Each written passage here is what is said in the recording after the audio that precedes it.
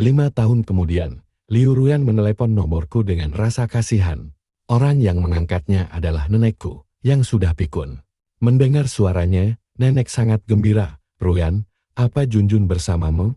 Bisa tolong biarkan dia bicara denganku." Liu Ruyan mengira ini adalah trik lain yang kuajarkan pada nenek. Dia menutup telepon dan langsung berkendara ke rumah kecil kami. "Nenek, aku tahu dia ada di sini. Katakan padanya untuk berhenti bermain-main dan keluar. Aku akan memaafkannya." Tapi kemudian, dia menoleh dan melihat foto pemakamanku tepat di tengah ruang utama. "Liu Ruyan, aku sudah mati. Lagi pula aku tidak butuh dimaafkan, karena sejak awal aku tidak pernah salah." Liu Ruyan menatap foto hitam putihku, mendengus, lalu merenggutnya dan melemparkannya dengan jijik. "Bukankah kamu bilang kamu tidak akan pernah menggunakan trik murahan seperti ini? Ternyata kamu hanya seorang munafik, Xiang Junse. Apa yang kamu lakukan?" Melihat betapa kasarnya dia memperlakukan fotoku, nenek dengan marah merenggutnya kembali dari tangannya. "Kamu orang jahat. Kamu bukan pacar Junjun. Pergi dari rumahku, pergi." Nenekku sudah mengidap demensia sejak bertahun-tahun yang lalu. Ingatannya sangat tidak menentu, dan saat ini, dia begitu marah sampai lupa siapa Liu Ruyan sebenarnya. Tangannya yang renta dan rapuh mencengkeram pergelangan tangan ramping Liu Ruyan. Mencoba menyeretnya keluar, merasa terganggu oleh rasa sakit itu. Liu Ruyan mengernyit dan menghempaskan tangan nenekku dengan kejam. Wanita tua itu memang sudah tidak stabil saat berdiri. Dihempaskan begitu tiba-tiba, dia kehilangan keseimbangan. Liu Ruyan secara refleks mengulurkan tangan untuk menangkapnya, tapi di detik terakhir, dia menarik kembali tangannya dengan dingin. Nenekku, yang berusia 80 tahun, jatuh terempas dengan keras ke lantai beton yang kokoh. Wanita tua yang malang itu berteriak kesakitan. Aku menyaksikannya, hatiku hancur dalam kepanikan yang luar biasa. Aku mencoba berkali-kali untuk membantunya berdiri, tetapi tanganku hanya menembus tubuh rapuhnya. Pada saat itu, aku benar-benar benci menjadi hantu. Dan aku membenci Liu Ruyan, karena tiba-tiba muncul entah dari mana, setelah 5 tahun. Dia hanya berdiri di sana, menatap nenekku dengan dingin dan acuh tak acuh. "Berhenti beraktin." Nenek tua itu cuma terpeleset kecil. Dia menunduk dengan seringai meremehkan. "Seluruh keluargamu adalah sekumpulan aktor, cucumu itu pengecut. Kamu menangis kesakitan, tapi dia tetap tidak mau muncul, khas keluarga Shen. Siapa kamu? Apa yang kamu lakukan di rumah kami?" Di tengah-tengah makiannya, seorang gadis muda dengan kuncir kuda tinggi bergegas masuk. Melihat nenek di lantai, dia dengan cepat membantunya ke sofa. Liu Ruyan memelototinya. "Siapa kamu? Bukan urusanmu. Kamu sendiri siapa? Kamu mau pergi dari sini atau tidak? Kalau kamu tidak pergi, aku akan melaporkanmu karena menerobos masuk tanpa izin. Katakan padaku siapakah ayahmu?" Wajah Liu Ruyan menggelap saat dia mencengkeram kerah baju gadis itu. Gadis itu, yang sekarang sangat marah, menepis tangannya dan berdiri dengan tangan di pinggul. Membalas tatapannya, dia menatap Liu Ruyan. "Aku cucu menantu nenek Shou. Sekarang pergi." "Cucu menantu? Istri siapa kamu? Bukan urusanmu." Gadis itu berhenti sejenak. "Pernah dengar tentang Shen Junse?" "Aku istrinya. Suamiku sangat hebat. Kalau kamu tidak pergi, aku akan menelponnya sekarang juga, agar dia pulang dan membereskanmu." Dia terdengar sangat percaya diri, yang membuatku menghela napas putus asa dari samping. "Zhou Lingying, bodoh sekali kamu. Aku kan pernah menikah dengan Liu Ruyan." Gadis itu baru saja menggali lubang besar untuk dirinya sendiri. Namun, yang mengejutkanku, mendengar hal ini. Liu Ruyan tiba-tiba berbalik dan pergi begitu saja tanpa menoleh lagi. Setelah dia pergi, Zhou Lingling panik dan segera memanggil ambulans. Di usia nenek, jatuh sedikit saja bisa menyebabkan patah tulang yang serius. Aku ingin melayang ke ambulan untuk menjaganya, tetapi saat aku melewati ambang pintu, pandanganku menjadi gelap gulita dan aku kehilangan kesadaran. Setelah rasa pusing yang hebat berlalu, aku membuka mata dan melihat wajah cantik Liu Ruyan. Sial sekali nasibku. Aku tidak menjadi hantu hanya untuk membuntutinya. Aku hanya bertahan demi nenekku yang sudah tua. Aku sama sekali tidak tahu di rumah sakit mana beliau berada atau bagaimana keadaannya. Dengan putus asa, aku mencoba melayang keluar dari kantor. Tetapi setelah upaya yang tak terhitung jumlahnya, aku menemukan kenyataan pahit. Jika aku bergerak lebih dari 3 meter dari Liu Ruyan, aku akan langsung terseret kembali padanya. Aku berbalik dengan marah, ingin berteriak padanya. Kenapa kamu tidak melepaskanku bahkan setelah aku mati? Dia sedang duduk di belakang mejanya, memarahi seorang karyawan dengan kasar. Seolah tidak akan berhenti sampai karyawan itu menangis. Aku tercengang. Liu Ruyan yang kukenal tidak akan pernah memperlakukan karyawannya seperti ini. Setelah karyawan itu pergi, dia kembali bekerja dalam diam. Kantor itu sangat sunyi, dan aku tidak bisa menahan diri untuk tidak menatapnya. 5 tahun sama sekali tidak meninggalkan bekas di wajahnya. Di usia 32 tahun, dia hanya terlihat sedikit lebih dewasa dan anggun daripada saat dia berusia 27 tahun. Setelah mengetik di keyboardnya sejenak, dia tiba-tiba menyapu semua barang di atas mejanya dengan amarah yang meledak-ledak. Masih dalam keadaan murka, dia melompati tumpukan dokumen dan membanting pintu ruang santai hingga terbuka. Kemarahannya sama sekali tidak masuk akal bagiku. Aku tidak punya keinginan untuk melihatnya menggila. Tapi aturan 3 meter yang terkutuk itu langsung menyeretku masuk ke dalam. Ruang santai itu sangat mewah. Dekorasi bergaya Eropa sama sekali tidak cocok dengan selera Liu Ruyan, tetapi sangat cocok dengan selera cinta pertamanya yang sangat dia dambakan. Aku mengejek diriku sendiri dengan senyuman pahit, mengabaikan rasa sakit yang menusuk di dadaku, dan mulai melihat sekeliling. Ingin tahu apa yang begitu istimewa dari ruangan ini yang tidak pernah boleh kumasuki saat aku masih hidup. Namun sebelum aku sempat memeriksa apapun, suara benturan keras dari porselen yang hancur bergema dari arahnya. Aku berbalik dan melihat pecahan tajam berserakan di seluruh lantai. Liu Ruyan berdiri terpaku di sana, tampak terkejut. Namun sesaat kemudian, dia berlutut seperti orang gila dan mulai memunguti pecahan-pecahan tajam. Itu dengan panik, tangannya teriris, berdarah deras. Itu terlihat mengerikan, dan bahkan aku pun meringis melihatnya. Namun, dia terus memungutinya, sama sekali mengabaikan rasa sakitnya.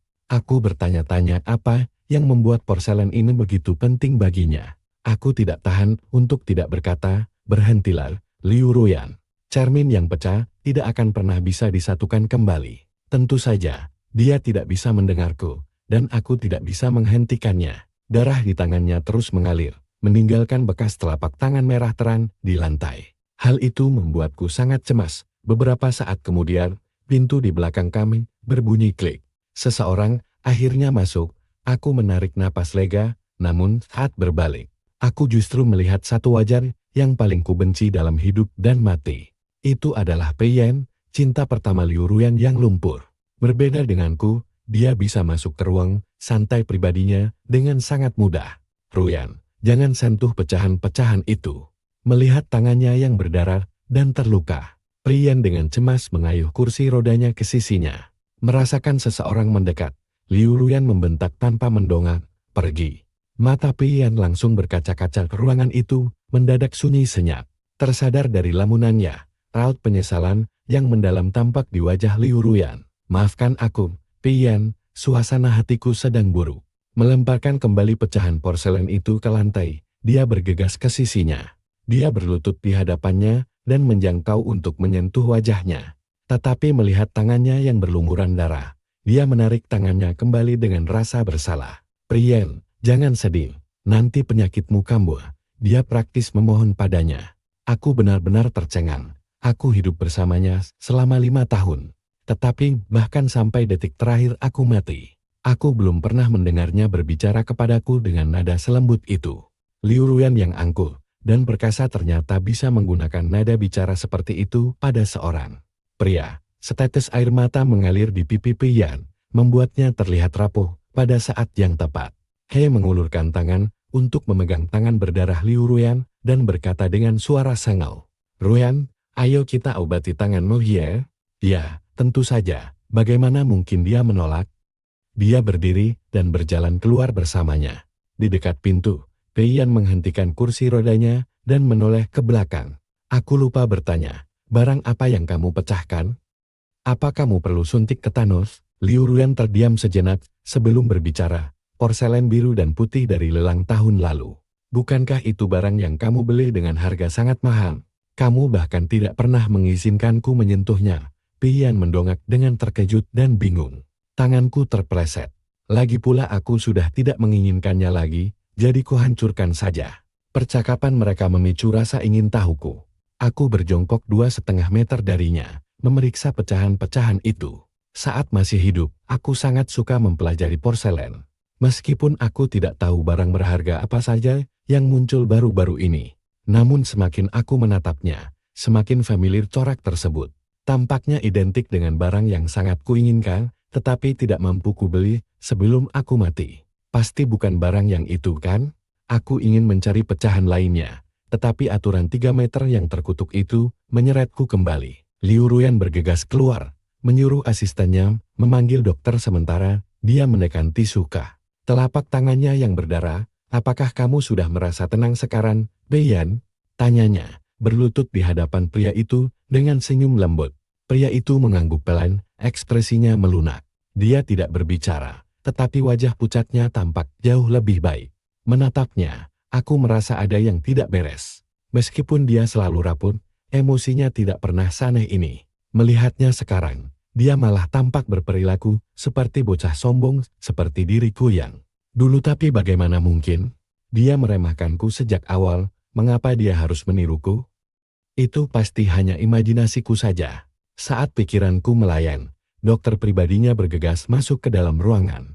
Melihat tangannya yang berdarah, dokter itu tersentak dan dengan cepat berlutut untuk mengobatinya. Sambil membalut lukanya, dokter itu tidak bisa menahan diri untuk tidak menceramahinya. Kamu sudah dewasa dan masih belum bisa menjaga dirimu sendiri. Shen Jun terlalu memanjakanmu. Jiang Yue, bentaknya, kenapa harus membahas pengganggu itu? Menyadari kesalahannya, dokter itu tertawa canggung. Terkekeh canggung untuk mengalihkan pembicaraan. Omong-omong, bagaimana perkembangan rencana pernikahan kalian? Kapan kalian akan mengumumkannya secara resmi? Aku sudah tidak sabar. Segera, belum saatnya. Mereka menjawab di saat yang bersamaan, namun dengan jawaban yang berbeda. Peiyan menatapnya dan bertanya dengan nada terluka, kenapa belum juga? Apa kamu nggak mau menikah denganku? Dia terdiam sejenak sebelum menjawab, bukan begitu. Aku cuma belum bercerai dengan si pengganggu itu. Aku nggak bisa nemuin dia, jadi kita harus menunggu.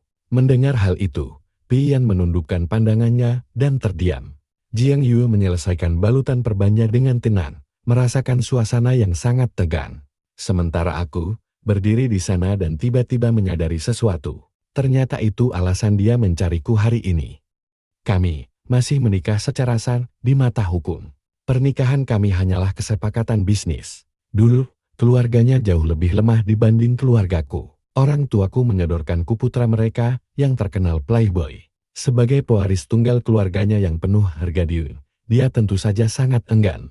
Tapi dia tidak punya pilihan, keluarganya butuh aliansi itu. Jadi dia terpaksa menerimanya. Waktu itu, boro-boro soal nada bicaranya dia, bahkan tidak pernah mengajakku bicara sama sekali. Sikapku juga sangat buruk waktu itu. Aku sangat sensitif, selalu memasang pertahanan seperti landak, dan menolak berkomunikasi. Jadi, dia dan aku melewati 6 bulan penuh dalam keheningan total. Ironisnya, pencair keheningan di antara kami justru adalah Peiyan. Semua bermula saat Liu Ruyan mendengar kabar bahwa Peiyan menikah di luar negeri. Malam itu, dia mabuk berat dan berjalan pulang di tengah hujan lebat. Kebetulan, aku sedang kesulitan menulis naskahku dan tidak bisa tidur sama sekali. Dengan kantung mata yang menghitam, aku memperhatikannya berjalan terhuyung-huyung masuk ke dalam rumah. Basah kuyup seperti tikus basah. Dan begitulah, awal kami mulai berinteraksi. Melihat Liu Ruyan yang biasanya dingin tampak begitu patah hati untuk pertama kalinya. Aku ingin memperhatikannya karena rasa dongkol. Tapi di luar dugaan, dia malah mengira aku adalah Peiyan dan menangis dalam diam. Terlihat sangat malang. Namun menangis saja tidak cukup baginya. Tiba-tiba dia menjatuhkan diri ke pelukanku. Peiyan, tega-teganya kamu melakukan ini? Aku sudah lama mencintaimu. Dia menggumamkan nama pria itu di telingaku. Kami masih terikat pernikahan yang sah. Berselingkuh terang-terangan tepat di depanku rasanya sangat tidak etis. Aku mengulurkan tangan untuk mendorongnya menjauh. Tapi saat menyentuhnya, aku ragu. Badannya panas sekali, seperti bola api. Dia jelas-jelas demam akibat kehujanan. Takut dia mati dan merusak reputasiku, aku terjaga semalaman, menyuapinya obat, memberinya minum, dan memantau suhunya untuk meredakan demamnya. Aku terjaga sampai subuh. Karena sangat lelah, aku akhirnya ketiduran di sofa. Saat aku membuka mata, hari sudah siang. Sambil memijat leherku yang pegal, aku menggerutu betapa tidak punya hatinya Liu Ruyan yang langsung pergi bekerja tanpa sepatah kata pun. Namun, saat mendongak, aku melihatnya berdiri tepat di ambang pintu dapur. Ekspresi canggung yang jarang terjadi tampak di wajahnya. Karena ketahuan menggerutu di belakangnya, aku juga merasa sangat canggung. Kami saling menatap sampai salah satu dari kami tiba-tiba tertawa lepas. Begitu saja, kami tertawa bersama, dan ketegangan di antara kami pun sirna. Saat tawanya mereda, dia menyeka air matanya dan berkata, "Shen Junse, mari kita jalani hidup yang baik bersama, lupakan semua sampah di masa lalu." Aku pun setuju. Waktu itu, aku benar-benar percaya kami akan hidup bahagia selamanya. Bagaimana bisa kami berakhir saling membenci seperti sekarang? Aku masih ingat hari ketika retakan pertama muncul dalam pernikahan kami. Waktu itu, cinta kami sedang hangat-hangatnya. Kami berjanji untuk merencanakan pernikahan sungguhan yang benar-benar milik kami. Mulai dari mendesain dekorasi tempat hingga mengundang tamu, kami melakukan semuanya bersama. Pada akhirnya, hanya gaun pengantin yang belum beres. Kami menghabiskan waktu seminggu penuh mencoba berbagai gaun, sampai akhirnya menemukan satu yang kami berdua sukai. Setelah membayarnya, aku duduk di luar menunggunya berganti pakaian. Namun saat masih mengenakan gaun itu, dia menerima telepon, menyibak tirai, dan langsung berlari keluar butik dengan gaun pengantinnya. Dia terlihat persis seperti pengantin wanita yang kabur dalam film. Membuatku dan para staf tercengang kaget. Belakangan aku baru tahu kalau ternyata Peiyan yang menelponnya. Dia adalah cinta pertama Ruyan yang rapuh, yang baru kembali dari luar negeri dengan kondisi kaki patah. Kekuatan cinta pertama itu memang mengerikan, terutama dalam situasi seperti itu. Semua perasaan yang selama ini dia kubur langsung meluap seketika. Gaun pengantin itu tidak pernah melihat kehangatan hari lagi, dan aku tidak pernah tahu di mana dia menyimpannya. Mengingat sifatnya, gaun itu mungkin sudah berdebu di dasar peti atau dibuang diam-diam. Yang jelas tidak digantung dengan rapi di lemarinya. Sebut saja kebetulan, tapi tepat saat aku sedang memikirkan hal itu, Peiyan mengungkit soal gaun pengantin kepadanya. "Nggak apa-apa kalau ditunda dulu untuk sekarang, tapi Ruyan, apa kamu sudah memikirkan gaun pengantin seperti apa yang kamu mau? Haruskah aku pergi mencobanya bersamamu?" Peiyan menggenggam tangannya yang terbalut perban tebal, berbisik dengan tatapan memohon yang manja. Dia menatap Peiyan, matanya melembut saat berkata, "Apapun yang kamu inginkan. Bagaimana kalau kita pergi mencobanya sekarang?" Melihatnya membuatku muak. Aku membuang muka, hanya untuk melihat sekretarisnya berdiri di dekat sana dengan wajah cemas. Setelah sempat ragu, sekretaris itu dengan gugup melangkah maju untuk mengingatkannya. "Direktur Liu, Anda ada rapat direksi sebentar lagi. Apakah sebaiknya kita jadwalkan ulang?" Tanpa berpikir dua kali, dia membatalkannya. Menilai dari betapa lancarnya sang sekretaris menangani pembatalan itu, ini jelas bukan yang pertama kalinya terjadi. Sebenarnya apa hebatnya Peiyan sampai-sampai dia rela mengorbankan seluruh karirnya demi pria itu. Bahkan saat hubungan kami sedang berada di masa-masa terbaiknya, dia tidak pernah sekalipun mengesampingkan pekerjaannya. Dia selalu mengingat penghinaan yang ditimpakan keluargaku kepadanya. Bahkan saat kami saling mencintai. Sejak awal perjodohan kami hingga Peiyan kembali, 3 tahun kemudian. Dia bekerja tanpa kenal lelah. Dia menapaki jenjang karir, memanfaatkan setiap kesempatan, dan akhirnya melampaui keluargaku. Hanya dalam waktu 3 tahun, orang tuanya yang dulu tunduk pada keluargaku kini justru disanjung-sanjung oleh orang tuaku sendiri. Aku tidak bisa membayangkan penghinaan yang dia tanggung dulu. Aku juga tidak bisa membayangkan sosok yang begitu tangguh ini membuang karirnya demi seorang pria. Ternyata perbedaan antara cinta dan ketidakpedulian itu sangat mencolok. Baru sekarang, bertahun-tahun kemudian, aku menyadari bahwa ketika dia berjanji untuk menjalani hidup yang baik bersamaku, dia mungkin hanya sedang lelah, atau hanya merasakan secercah kasih sayang belaka. Semua itu tidak cukup untuk membuatnya melanggar aturannya demi aku. Namun demi Peiyan, dia rela melakukannya, sungguh menggelikan. Wanita sombong dan tak tersentuh yang dulu meremehkanku, kini bersikap seperti anjing peliharaan yang manis pada pria lain. Bukankah itu lucu? Dia dan Peiyan berjalan keluar sambil tertawa dan mengobrol, sementara aku terseret di belakangnya, terikat di sisinya oleh 3 aturan terkutuk itu. Melihat mereka tertawa, setiap kata yang mereka ucapkan mengingatkanku bahwa 5 tahun yang lalu, aku hanyalah seorang badut. Semua orang menontonku bertingkah konyol, jatuh cinta sendirian, jatuh cinta setengah mati sendirian. Aku tidak pernah menyangka bahwa bahkan setelah mati begitu lama, hatiku yang dingin dan tak berdetak ini masih bisa disakiti olehnya. Aku menyaksikannya menuntun Peiyan ke butik pengantin yang sama persis tempat aku dulu membayar gaunnya. Tahun-tahun telah berlalu, dan para staf sudah lama melupakan aksi kaburnya yang dramatis itu.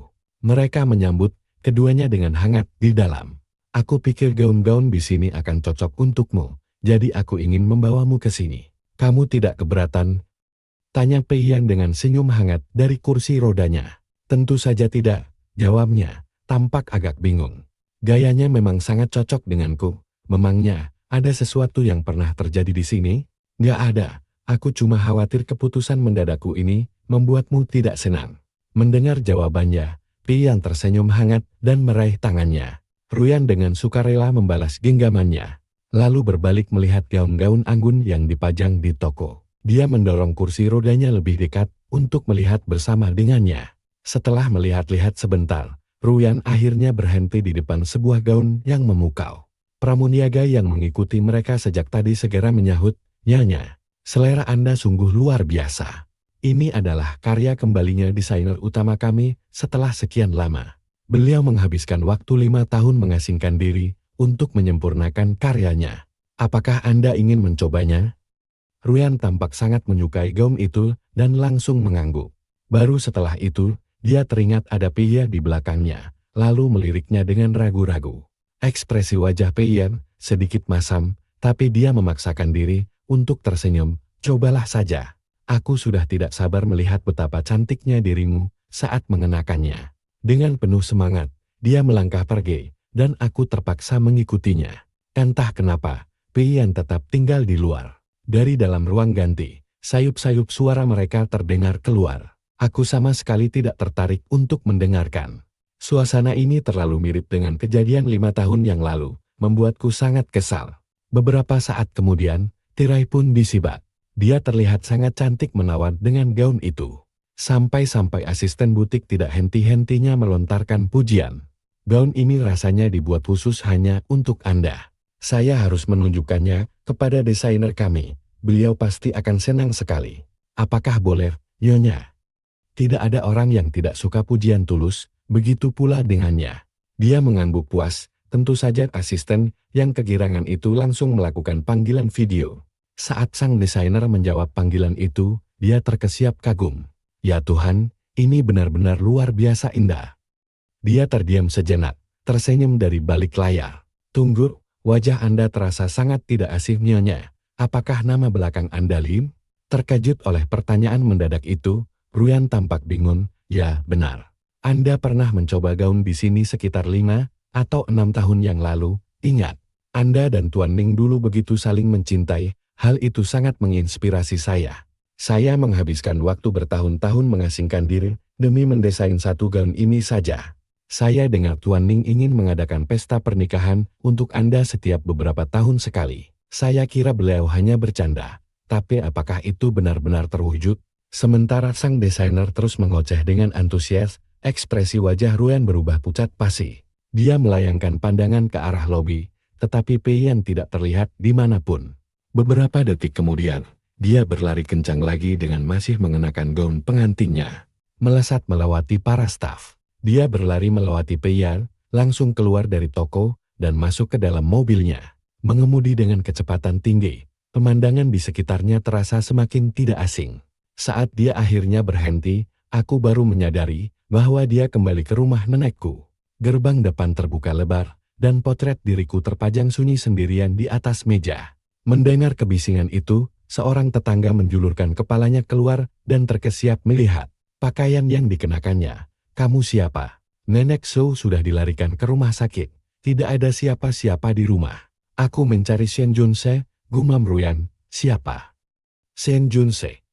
Tetangga itu tampak semakin ketakutan. Kenapa kamu mencarinya? Dia sudah meninggal 5 tahun yang lalu. Kami bahkan ikut membantu mengurus pemakamannya. Jangan menakut-nakuti saya, Nona, mustahil. Jeritnya pada tetangga itu. Bagaimana mungkin dia mati? Melihatnya bertingkah gila seperti itu, si tetangga segera masuk ke dalam rumah dan mengabaikannya. Sambil naik pitam, dia menyentak sepatu hak tingginya dan melemparnya tepat ke arah pintu tetangga. Itu, setelah mendengar umpatan samar dari dalam, dia akhirnya menyeringai puas. Namun senyuman itu langsung lenyap, digantikan oleh tatapan gelap dan muram di wajahnya. Sambil terhuyung-huyung maju, dia menerobos masuk ke dalam ruangan, menyambar foto pemakamanku, dan menggigit bibirnya sebelum membantingnya ke lantai. Shen Junse berhenti mencoba membodohiku dengan cara ini. Aku tidak percaya padamu. Teriaknya pada dinding yang kosong, seolah menunggu jawaban, atau sekadar meluapkan emosi. 10 menit berlalu, lalu 30 menit, tapi dia tidak mendapat jawaban sama sekali. Kekesalannya semakin memuncak. Dia menyambar sepatunya yang satu lagi dan melemparkannya ke foto pemakamanku yang sudah hancur, membuat bingkainya pecah berkeping-keping. Shen Junse, karena kamu ingin main kotor, geramnya. Jangan salahkan aku jika aku bertindak kejam. Setelah itu, dia pergi meninggalkan rumah nenekku dengan telanjang kaki. Melihatnya menjadi gila seperti itu, aku sungguh tidak mengerti. Apa yang membuatnya begitu marah? Hubungan kami berakhir dengan sangat buruk. Jadi untuk siapa sandiwara ini? Tentu saja bukan untukku, sesosok hantu tak berdaya yang terikat padanya. Dia mengemudi melewati jalan yang berbeda. Itu bukan jalan menuju rumahnya, kantornya, atau kembali ke butik pengantin. Kemana lagi dia bisa pergi? Aku menatap keluar jendela dengan bingung. Merasakan kelelahan yang luar biasa, aku sama sekali tidak berniat melihatnya mengamuk lagi. Aku hanya ingin melihat bagaimana keadaan nenekku yang malang. Tapi dia sama sekali tidak peduli tentang itu. Malahan, dia menghentikan mobilnya di depan sebuah villa yang sudah tidak asing lagi. Aku keluar dari mobil bersamanya dan menatap rumah itu. Merasakan keakraban yang aneh. Sesaat kemudian, aku baru menyadarinya. Bukankah ini rumah keluargaku? Aku telah memutuskan semua kontak dengan mereka setelah pernikahan. Kami, apa yang sedang dia rencanakan di sini? Tentu saja, dia tidak akan pernah memberiku jawaban. Dia hanya berjalan dengan kaki telanjang ke arah pintu depan yang kokoh dan mulai menggedornya. Dengan keras menggunakan tangan kosong, pintu terbuka lebar, dan adik laki-lakiku, Shen Mengxi, mengintip dengan gugup. Dia tersentak saat melihatnya, kakak ipar. Apa yang sedang kakak lakukan di sini? Dan kenapa kakak memakai gaun pengantin?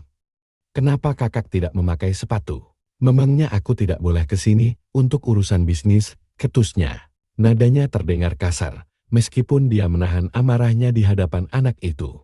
Jangan mengurusi pakaianku. Apa orang tuamu ada di rumah? Dia mengangguk ragu. Kalau begitu, panggil mereka untukku. Merasa jengkel dengan sikapnya yang penakut, dia membentak namanya. Membuat tubuh kecil anak itu gemetar seketika. Dengan ketakutan, dia langsung setengah berlari menaiki tangga untuk mencari mereka.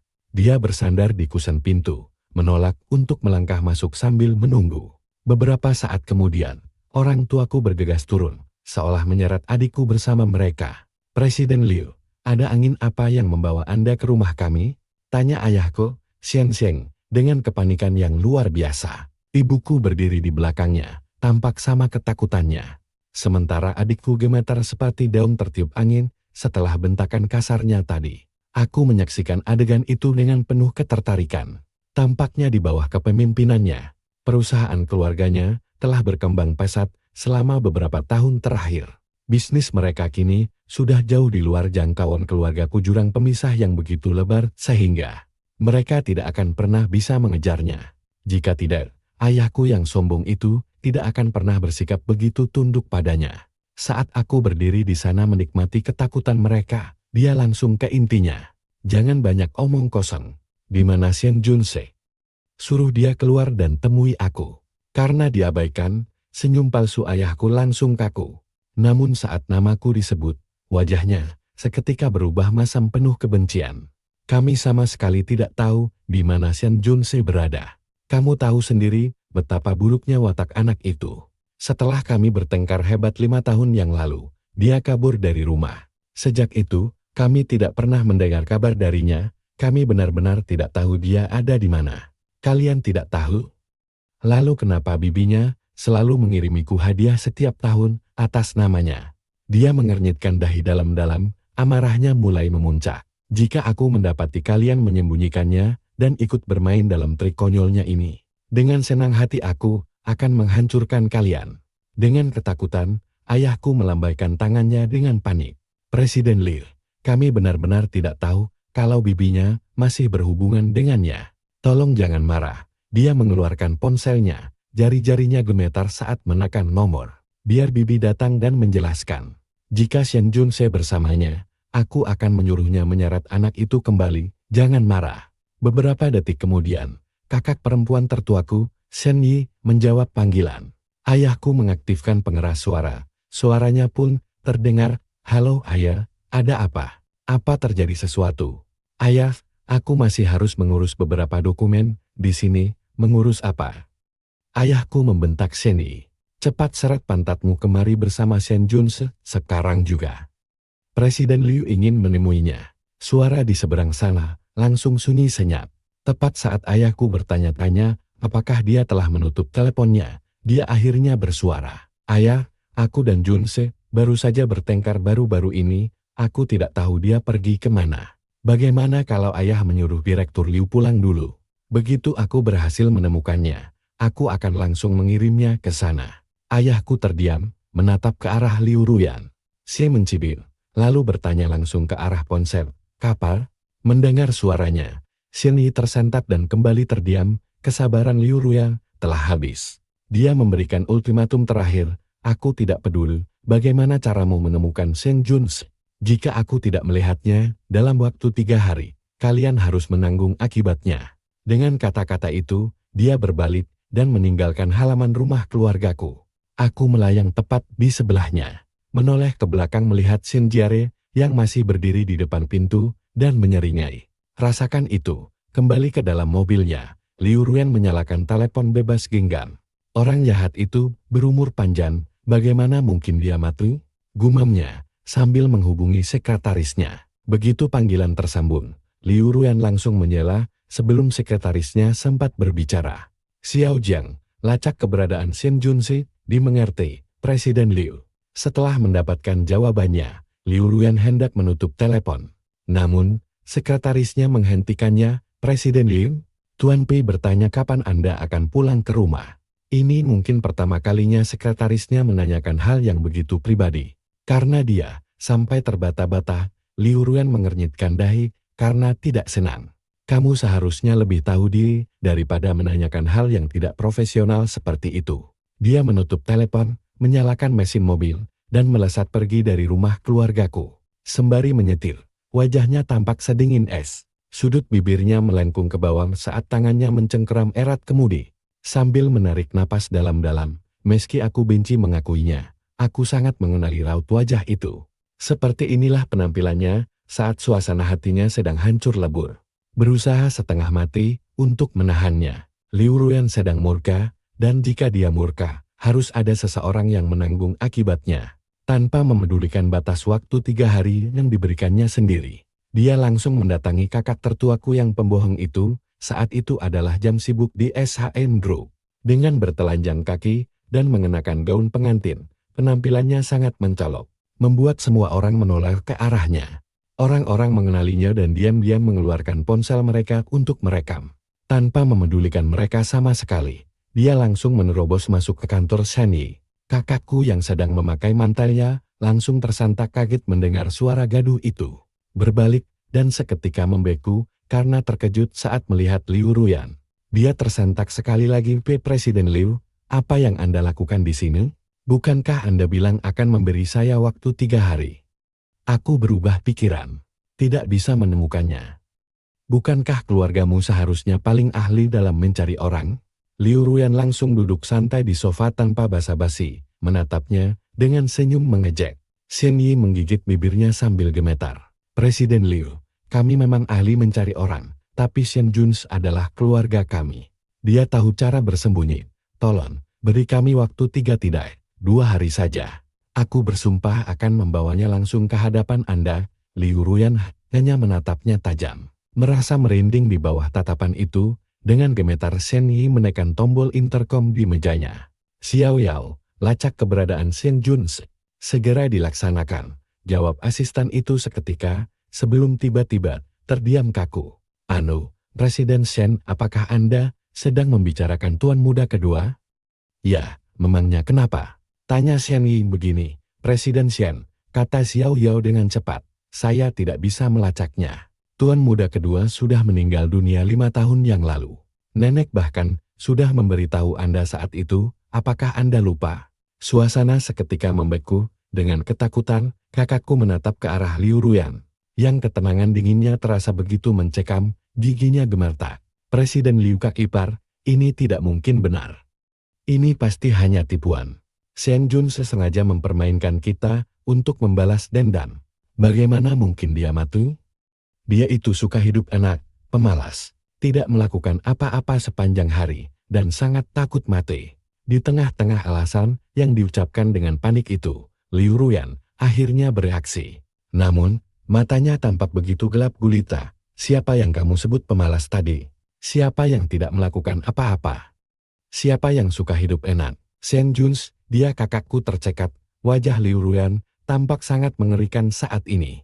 Kenapa aku merasa kalau Xian Juns yang kukenal dan yang kamu deskripsikan itu adalah 2 orang yang sama sekali berbeda?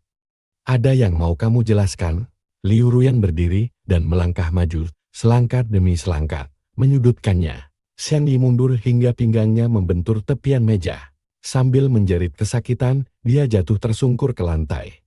Jeritan itu menarik perhatian orang-orang di luar, dan beberapa ponsel sudah diarahkan menembus jendela kaca ke arah kedua wanita itu, yang sedang menyaksikan mereka. Liu Ruyan, apa yang sebenarnya kamu lakukan? Karena histeris menahan sakit, kakakku kehilangan semua kendalinya. Saat keluargamu hampir hancur, kami yang menolongmu. Sekarang kamu memperlakukan kami seperti ini, hanya demi si psikopat Xian Junse. Di mana hati nuranimu? Dia sudah mati 5 tahun yang lalu, dan kamu tidak pernah sekalipun mencarinya. Kenapa sekarang baru berlagak setia? Aku tidak sedang bersandiwara. Balas Liu Ruyan dengan raungan keras. Kalian bilang dia baik-baik saja bersama kalian. Kalian bilang dia tidak mau kembali. Bukankah kamu sendiri yang menyuruhku menunggu sampai dia sadar dan meminta maaf sendiri? Liu Ruyan, kamu ini lucu sekali, kakakku mencibir. Semua orang di kota Ha tahu bagaimana kami memperlakukan Xian Juns. Bagaimana mungkin hanya kamu satu-satunya orang yang tidak tahu? Kamu begitu tidak peduli padanya. Lalu kenapa mencarinya sekarang? Aku membohongimu selama 5 tahun, dan kamu mempercayainya begitu saja diam. Dengan murka, Liu Ruyan menjambak rambut kakakku yang terduduk di lantai. Kamu bohong. Aku tidak tahu. Kamu dan Xian Juns telah bersekongkol untuk membohongiku. Xian Junse bilang padaku, kalau kamu memperlakukannya dengan baik. Kamu pasti bohong. Cengkeramannya semakin erat, berdiri tepat di samping mereka. Aku hampir bisa melihat kulit kepalanya memerah. Kebutakan oleh amarah membuat kakakku meronta-ronta di lantai. Kakinya menendang-nendang liar hingga menghantam keras tulang kering Liu Ruyan. Liu Ruyan mengernyit dan membalas lebih keras. 2 presiden direktur perusahaan besar kini bergulingan di lantai, saling pukul. Saat Xiao Yao mendengar keributan dan bergegas masuk, mereka berdua sudah bergumul di lantai dalam pergulatan yang aneh. Dia segera memanggil beberapa karyawan untuk melerai mereka, lalu berbalik dan membentak para penonton, kalian lihat apa? Kurang kerjaannya, tanda tanya bubar. Kerumunan itu langsung bubar saat keduanya akhirnya berhasil dipisahkan. Wajah keduanya memar dan penuh luka cakar. Liu Ruyan duduk sendirian di sofa, merapikan gaun pengantinnya yang robek. Sementara kakakku duduk di kursi selagi Xiao Yao mengobati lukanya. Dia meringis kesakitan, menatap Liu Ruyan dengan kebencian mendalam. Menyadari tatapan itu, Liu Ruyan balas melotot tajam, kamu gila. Dia sudah mati, abunya sudah ditabur, buat apa kamu menangis air mata buaya sekarang? Kakakku memutar bola matanya. Liu Ruyan tersenyum pahit memikirkan sesuatu. Membuat luka di bibirnya robek kembali. Dia bahkan tidak peduli, Shen Yi, salahkan aku sesukamu. Tapi kamu akan membayar mahal, karena sudah membohongiku. Seluruh keluargamu akan menerima balasannya, ingat kata-kataku ini. Pegang erat-erat perusahaanmu, karena aku tidak akan memberi ampun.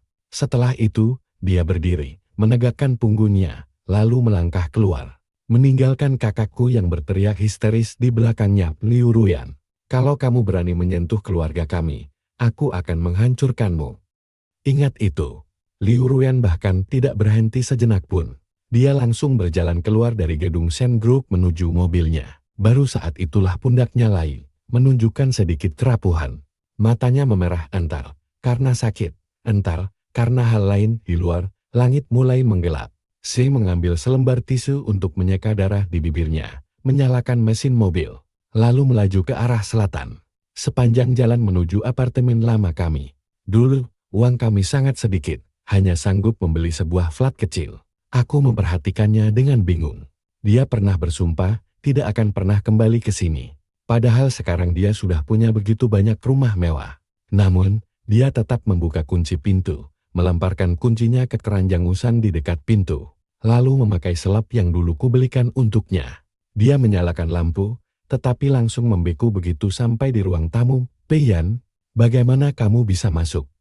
Mendengar suaranya, Peiyan memutar kursi rodanya. Melihat penampilannya yang berantakan, sekilas kekesalan melintas di mata pria itu. Namun lenyap sebelum dia menyadarinya, kenapa kamu ada di sini? Tanya Liu Ruyan dengan suara dingin dan benar-benar kehilangan kesabaran. Memangnya aku tidak boleh ke sini? Peiyan memiringkan kepalanya. Kita kan akan segera menikah. Masa aku tidak boleh mengunjungi calon istriku?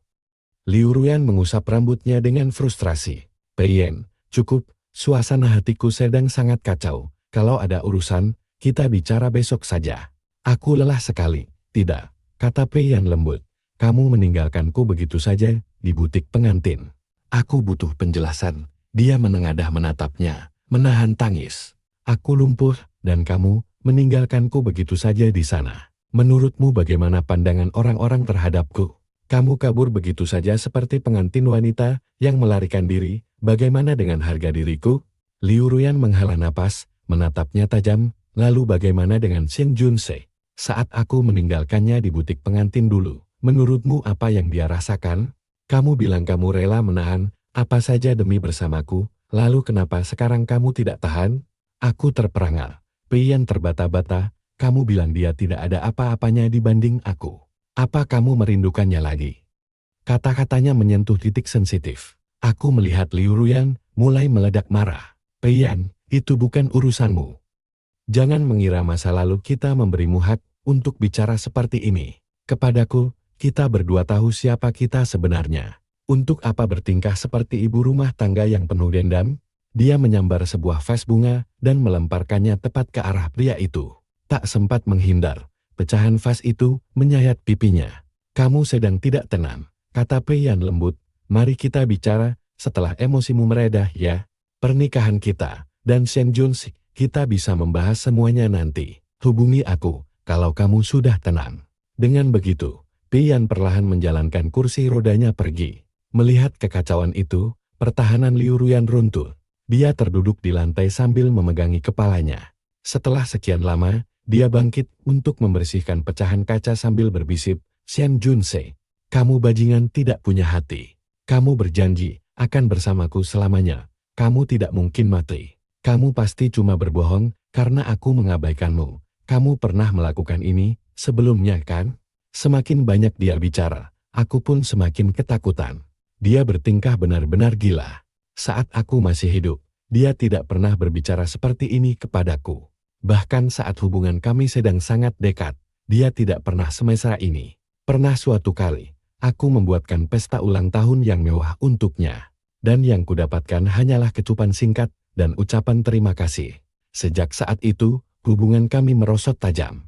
Aku mempercayainya ketika dia berkata dia hanya kasihan pada Peiyan karena mereka tumbuh bersama. Namun, membiarkan hal itu terus berlanjut justru berujung pada dirinya yang mempermalukanku di depan umum di perjamuan paling penting dalam hidup kami. Disitulah kami benar-benar hancur. Di atas kertas, itu adalah pesta ulang tahun pernikahan kami yang ketiga. Kenyataannya, kakakku yang memaksaku untuk mengadakannya. Keluarga Liu baru saja melampaui keluarga kami.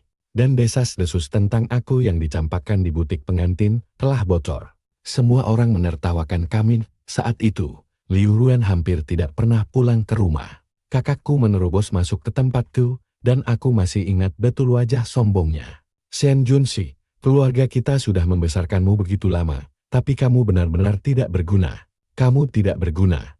Menjaga seorang wanita saja, kamu tidak becus. Aku tidak peduli apa yang kamu lakukan, pura-pura tidak melihatnya bermain gila di luar sana. Atau berlutut dan memohon padanya. Pokoknya pastikan semua orang mengira keluarga kita baik-baik saja. Aku tidak akan membiarkan siapapun menertawakan keluarga Shen. Liu Ruan tidak berselingkuh, dan dia tidak akan pernah melakukannya. Kakak bisa tenang. Sambil menatap laptop dari kursi malas bintang Benbek bintang, aku bersikeras membelanya. Shen Yi mengejakku. Kamu memang suka sekali membohongi dirimu sendiri. Bagus, kalau begitu adakan perjamuan untuk merayakan ulang tahun pernikahan ketigamu. Baik, akan kutunjukkan padamu. Saat itu, rasa jengkel menguasai diriku, dan aku menyetujuinya tanpa berpikir panjang. Ketika Liu Ruan pulang, aku memberitahunya tentang hal itu. Dia hanya mengangguk. Asalkan kamu senang, aku tidak masalah. Di satu sisi, kata-kata itu menjadi ketenangan yang luar biasa bagiku. Aku pun dengan sangat bersemangat mempersiapkan pesta ulang tahun tersebut. Mengirim pesan ke Liu Ruan setiap hari untuk mengabari perkembangannya. Fakta bahwa dia selalu membalas semua pesanku membutakanku. Membuatku mengira hubungan kami sebenarnya mulai membaik. Jadi, aku bekerja lebih keras lagi. Aku sama sekali tidak menyangka dia akan memberikan kejutan yang begitu besar di hari jadi kami. Yang sebenarnya, daftar tamu dipenuhi oleh kalangan kelas atas. Untuk menyebarkan kabar dengan cepat bahwa pernikahan kami baik-baik saja. Shen Yi bahkan menyewa tim siaran langsung. Di hadapan semua orang, Liu Ruan datang terlambat dan tidak masuk bersamaku. Setengah jam kemudian, dia akhirnya melangkah masuk. Tersenyum sambil mendorong Pei Yan di kursi rodanya. Aku yang sejak tadi memasang senyum palsu untuk menyapa para tamu. Seketika kehilangan senyumku saat itu juga. Aku hanya menatapnya dari kejauhan dengan pikiran yang kacau balau. Apa yang dia pikirkan? Membawa pria yang dituduh sebagai selingkuhannya ke perayaan pernikahannya sendiri. Apa dia tidak peduli akan kehilangan muka atau menjadi bahan tertawaan? Ya, aku memang mencintai Liu Ruan. Dan aku rela merelakan segalanya demi dia. Tapi aku juga punya perasaan melihat kerumunan besar dan kamera siaran langsung. Wajahnya langsung menggelap. Dia membentak, cukup keras hingga terdengar oleh semua orang. Kamu bilang ini hanya makan malam kecil. Apa maksud dari semua ini? Merayakan ulang tahun pernikahan ketiga Liu Ruan dan Shen Junshi. Dia membaca kartu ucapan di sebuah hadiah dengan datar. Melakukan ini di belakangku membuatmu terlihat sangat murahan, Shen Junshi. Dia mencibir, lalu berbalik untuk mendorong Pei Yan keluar ruangan. Sebelum pergi, dia berkata tanpa menoleh, aku benci dibohongi, terutama oleh kalian orang-orang keluarga Shen. Dia melangkah pergi tanpa ada sedikit pun rasa sesal. Setelah dia pergi, para tamu menatap kami dengan pandangan berbeda. Tamu yang sopan berdiri mencari alasan untuk pamit. Sementara mereka yang kasar langsung pergi begitu saja sambil mencibir keras. Dalam waktu 10 menit, seluruh ruangan sudah kosong kecuali keluargaku. Shen Yi melangkah mendekat, mengangkat tangannya, lalu menampar wajahku dengan keras. Bukankah kamu bilang tidak ada masalah di antara kalian berdua? Apa kamu sengaja ingin menghancurkan keluarga kita, Shen Junshi? Aku balas menatapnya, benar-benar mati rasa, bagaimana aku bisa tahu? Aku tersenyum. Yang justru merobek bibirku di bagian bekas tamparannya tadi. Rasa perih yang tajam itu menyadarkanku bahwa semua ini nyata, bukan sekadar mimpi buruk. Liu Ruan benar-benar sudah muak, setengah mati denganku. Meskipun hubungan kami akhir-akhir ini membaik dan sikapnya melunak, dia tetap saja tidak punya hati. Tiba-tiba aku teringat sebuah ucapan yang dramatis. Seandainya bisa, aku lebih baik tidak pernah melihat cahaya sekalian. Jika dia tidak pernah menunjukkan kepadaku seperti apa cinta yang sesungguhnya, aku tidak akan seputus asa ini. Sekarang, tiba-tiba, semuanya terasa tidak ada artinya lagi. Aku menatap tajam ke arah Shen Yi. Tidak lagi takut pada sosok yang disebut sebagai kakak sulung ini. Shen Yi, sejak kapan kakak mulai mempercayaiku? Dulu kakak tidak pernah mempercayai satu kata pun yang kuucapkan. Begitu pula sekarang. Lalu kenapa sekarang mempercayaiku saat aku bilang dia akan datang? Lihatlah dirimu sendiri. Bentaknya, tidak menyadari betapa kacaunya keadaanku saat itu. Selalu merusak segala hal, lalu menyalahkan orang lain. Bagaimana aku bisa percaya padamu? Dia terus meremehkanku. Benar-benar buta bahwa aku sudah tidak peduli lagi dengan semua ini. Shen Yi, kakak benar-benar pandai membohongi diri sendiri. Aku tersenyum lagi, menolak bereaksi terhadap hinaannya. Saat itulah, dia akhirnya menyadari ada yang tidak beres. Biasanya, kata-katanya akan membuatku meledak marah, dan dia akan menertawakan kehancuranku. Namun, tidak untuk kali ini. Ada apa denganmu? Merasa sudah hebat sekarang, Shen Junse. Sekarang setelah dia mencampakkanmu, kamu tidak punya apa-apa lagi, sepeser pun tidak punya. Jangan datang merengek kepada kami untuk mencari tempat tinggal. Dia mungkin merasa belum cukup memprovokasiku, jadi dia terus saja meracau. Aku hanya menatapnya dengan dingin. Melihatnya bertingkah seperti badut hanya demi membuatku mendadak terasa sangat membosankan. Aku berbalik untuk pergi. Dia mencengkeram lenganku, dan secara refleks aku mengibaskannya. Dia kehilangan keseimbangan, lalu jatuh tersungkur ke lantai. Dan hal itu akhirnya memancing kemarahan orang tuaku yang sedari tadi diam. Ayahku membentakku, Shen Junse. Dia itu, kakakmu. Teganya, kamu memperlakukannya seperti itu? Apa kamu lupa semua yang diajarkan keluarga ini? Minta maaf. Memangnya apa yang pernah diajarkan keluarga ini padaku?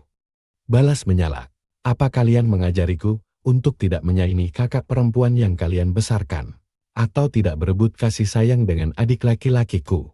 Apa ini semua benar-benar berarti bagi kalian? Memangnya bagaimana keluarga ini memperlakukanmu dengan buruk? Apa kami tidak memberimu makan?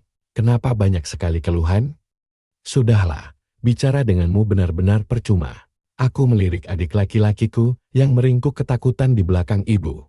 Dan dia langsung membuang muka. Aku menyeringai dingin. Karena hubunganku dan Liu Ruyan sudah hancur lebur, pernikahan ini tidak ada gunanya lagi. Besok aku akan bercerai, tidak boleh. Shen Yi adalah orang pertama yang berteriak menolak. Dia telah mengambil alih perusahaan keluarga. Dan sebagian besar bisnis kami bergantung pada keluarga Liu Ruyan. Tentu saja dia tidak akan menerima perceraianku. Ayahku tampak murka, sedangkan ibuku menatapku seolah-olah aku hanyalah anak kecil nakal yang sedang merengek meminta permen.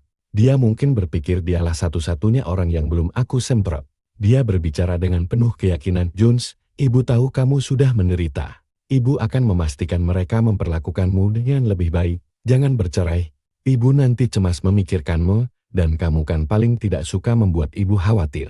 Tidak, aku menatap lurus ke matanya, menekankan setiap kata. Aku akan tetap bercerai. Urus saja perusahaan dan hidup kalian sendiri. Dipaksa masuk ke dalam pernikahan itu adalah caraku membalas budi karena kalian telah membesarkanku. Perasaanku pada Liu Ruyan dulu hanyalah sebuah ketidaksengajaan.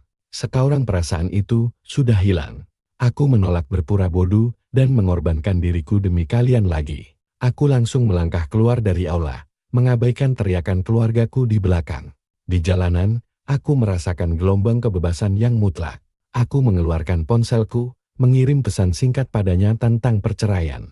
Lalu berjalan tanpa arah. Tunggu, aku memang mengirim pesan padanya. Lalu kenapa dia bersikap seolah tidak pernah melihatnya? Kalau dia tahu aku ingin bercerai, kenapa dia sampai kehilangan akal sehatnya saat aku meninggal 5 tahun kemudian?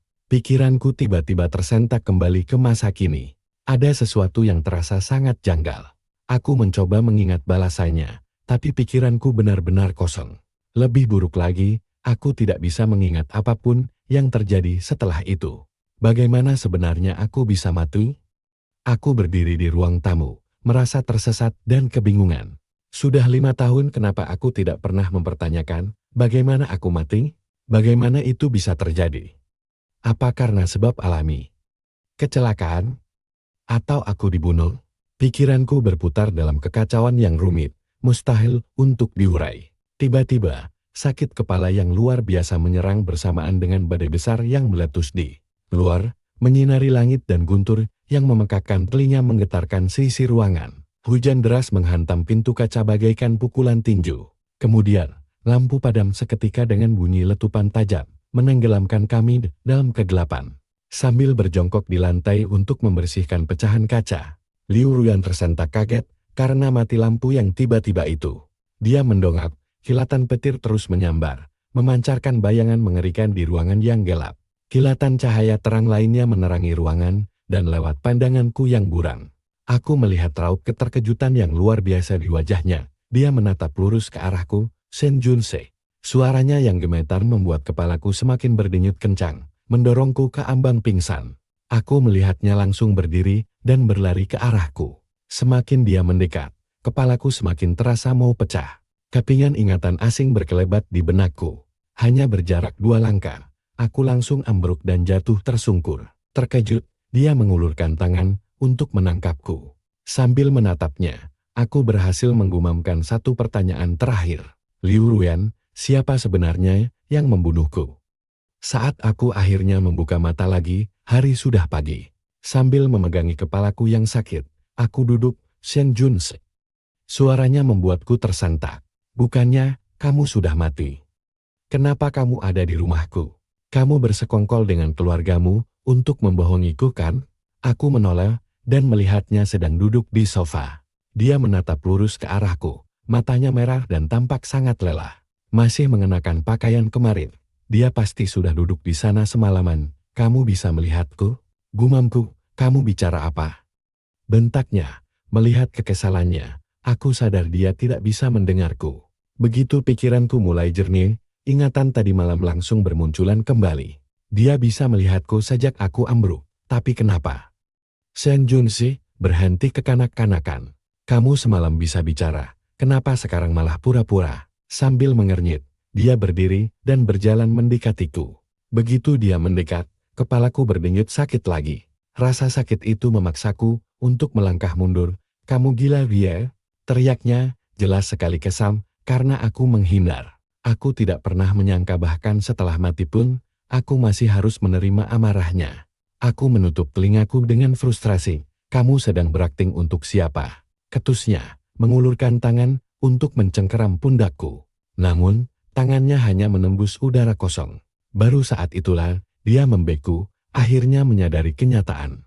Dengan tamparan keras, dia menampar wajahnya sendiri. Aku pasti sedang bermimpi, ini cuma mimpi. Dia mundur kembali ke sofa, dan memejamkan matanya rapat-rapat, mencoba tidur. 1 menit, 5 menit, 10 menit berlalu, lalu matanya langsung terbelalak terbuka. Shen Junse, kamu benar-benar sudah mati. Suaranya terdengar sangat rapuh. Melihatnya seperti ini, rasanya luar biasa menyenangkan. Aku mengangguk gembira, aku sedang menyaksikan satu dari 2 kali di mana dia pernah menunjukkan kelemahannya. Yang pertama adalah saat Pian menikah di luar negeri. Yang kedua adalah karena kematianku. Kesalahan apa yang kulakukan sampai harus menerima ini? Air mata menetes dari matanya saat dia berbisik, Shen Junse, aku akan mencari tahu siapa yang membunuhmu. Aku merasa benar-benar hambar. Namun setelah itu, dia tiba-tiba bertingkah aneh dan mulai memperlakukanku dengan sangat baik. Pertama-tama, dia memesan pesta makanan besar dari sebuah restoran. Kemudian, dia menelepon sekretarisnya untuk membatalkan semua janji temu hari itu. Dia mengganti pakaiannya, dan tepat pada waktunya, kurir pengantar makanan pun tiba. Dia tersenyum, berterima kasih kepada kurir itu, dan memberinya uang tip sebesar 1.000 yuan. Dia menata makanan itu dengan hati-hati di atas meja, lalu melambai padaku. Junse, sini. Aku memesan semua makanan kesukaanmu.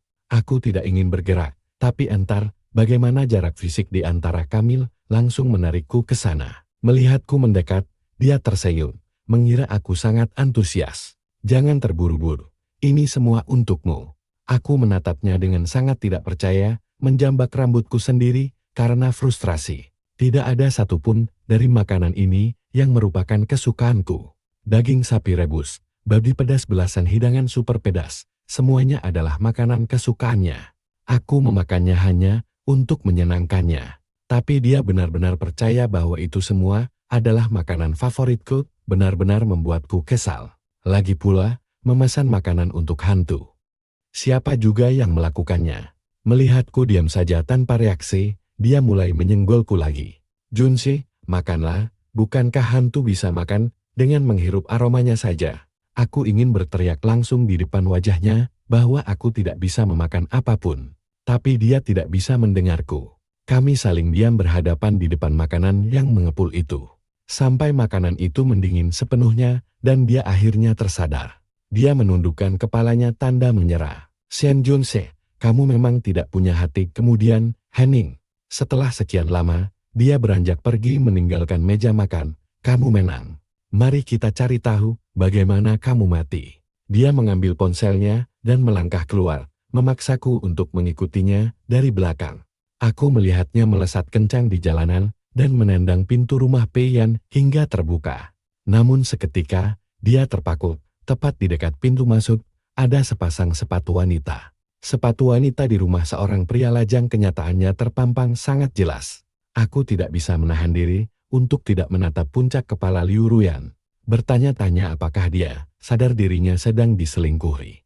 Merasakan tatapanku, dia menarik napas dalam-dalam lalu menerobos masuk, menghancurkan apa saja yang terlihat. Sebelum Peiyan sempat menampakkan batang hidungnya.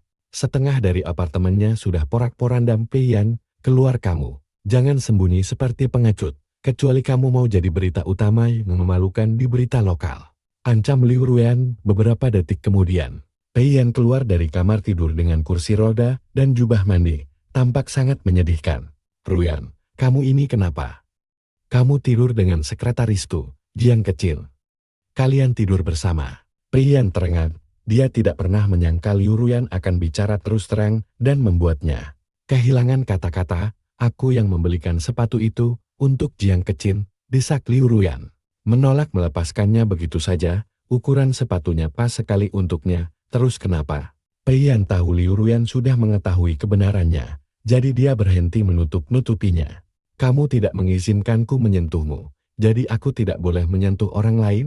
Peiyan, kamu menjijikkan, kata Liu Ruyan, menatapnya seperti sampah. Tatapan itu terasa menyengat. Kedok pria baik-baik yang dipasang Peiyan seketika runtuh. Liu Ruyan, atas dasar apa kamu berlagak suci begitu? Saat kamu masih menikah dengan Shen Junse, kamu merayu dan mempermainkanku. Saat dia menghilang, kamu menjadikanku bayang-bayangnya. Membuatku terombang-ambing di antara kalian. Apa kamu benar-benar semulia itu? Kamu ingin aku menjadi rapuh seperti Shen Junse, bahkan memaksaku mengubah seleraku untuk makan makanan pedas setiap hari, dan mengurung diri di rumah seperti yang dia lakukan. Aku sudah muak. Pria, kamu sendiri yang menyerahkan dirimu padaku. Jangan berlagak seperti korban, potong Liu Ruyan dengan wajah menggelap. Keluhannya dipotong paksa. Peiyan mengertakkan gigi dan membentak, Liu Ruyan, kamu memang tidak pantas dicintai oleh siapapun. Shen Junse meninggalkanmu adalah hal terbaik yang pernah dia lakukan. Bagaimana kamu tahu kalau meninggalkanku adalah keputusan yang tepat untuk Junse? Peiyan mencibir. Kalau aku jadi Shen Junse, aku lebih baik mati daripada tinggal bersamamu. Dia itu orang bodoh yang masih menyimpan perasaan padamu. Mata Liu Ruyan berkedut. Masih menyimpan perasaan? Bagaimana kamu tahu? Apanya yang bagaimana?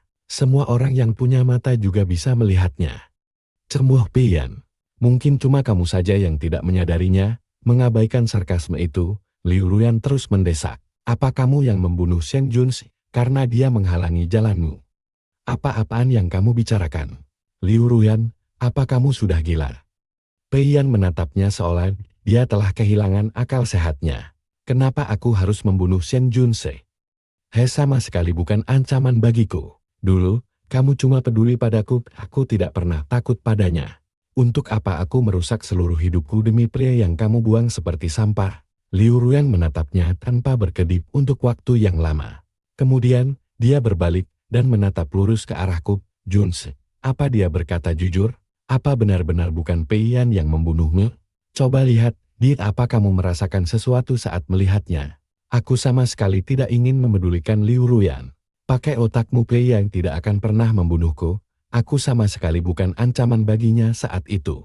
Lagi pula, Dia sendiri yang mengatakannya padaku bahwa dia tidak peduli dengan pernikahanku dengan Liu Ruyan. Dimanapun hati berada, cinta akan selalu mengikuti. Dan orang yang tidak dicintai hanyalah badut belaka. Aku bisa saja mencurigai siapapun sebelum mencurigai Pian. Karena dia itu sangat sombong sekaligus bodoh. Dia sama sekali tidak berubah. Melihat gerakan aneh Liu Ruyan, dia mencengkeram erat sandaran tangan kursi rodanya dengan penuh ketakutan. Dia memang pantas takut karena dia tidak bisa melihatku. Bagi dia, Liu Ruyan hanyalah seorang wanita tidak waras yang sedang berbicara pada udara kosong. Liu Ruyan, apa kamu sudah benar-benar gila? Mata Pian membelalak kaget. Tatapannya beralih dengan cepat antara ruang kosong dan Liu Ruyan. Kamu sedang bicara dengan siapa? Kamu kelihatan sangat gila. Di sana tidak ada siapa-siapa. Aku tidak gila. Si ada di sini, tepat di sampingku. Teriak Liu Ruyan padanya. Siapa? Shen Junse. Tanya Pian, bingung. Shen Junse sudah mati. Berhentilah berlagak gila, di sini, hubungan kita sudah berakhir. Pergi dari sini. Pian melambaikan tangannya seolah sedang mengusir wabah penyakit. Mencoba mengusir Liu Ruyan agar segera pergi. Katakan saja sejujurnya. Apa kamu yang membunuh, atau secara tidak langsung menyebabkan kematian? Shen Junse. Aku bisa memaafkan semua kebohongan dan perselingkuhanmu. Liu Ruyan menolak untuk mundur, masih dengan keras kepala mendesaknya dengan pertanyaan itu. Kesal, Pian mengangkat tangannya untuk bersumpah. Liu Ruyan, jika aku pernah berniat buruk terhadap Shen Junse, semoga aku tersambar petir dan mengalami kecelakaan mobil lagi. Bagaimana? Jadi benar-benar bukan kamu. Mendengar sumpah seperti itu, jali Liu Ruyan seketika langsung ciut. Alasannya sederhana, kaki Pian lumpuh akibat kecelakaan mobil di luar negeri. Dan kecelakaan itu meninggalkan trauma psikologis yang sangat parah baginya. Karena dia menggunakan kecelakaan mobil untuk bersumpah. Liu Ruyan tahu bahwa bukan Pian yang membunuhku. Pian, mari kita tidak usah bertemu lagi. Beritahu wanita di kamarmu bahwa dia dipecat. Liu Ruyan melirik ke arah pintu kamar tidur yang tertutup. Nadanya terdengar sangat datar. Setelah menyelesaikan ucapannya, dia berbalik untuk pergi. Tepat saat dia sampai di pintu, Pian tiba-tiba berteriak, Liu Ruyan, aku tidak peduli, kamu sudah gila atau belum, tapi ingatlah ini kamulah yang membunuh Shen Junse. Tidak, aku tidak pernah menyakiti Zete. Raung Liu Ruyan balik, lalu membanting pintu hingga tertutup rapat. Melangkah keluar, dia menarik napas dalam-dalam lalu masuk ke dalam mobil. Aku ikut terseret masuk bersamanya, merasa sangat menderita sebagai sesosok hantu. Aku benar-benar tidak ingin menjadi bagian dari sandiwara konyol ini lagi. Apakah Pian benar tentang hal-hal lain?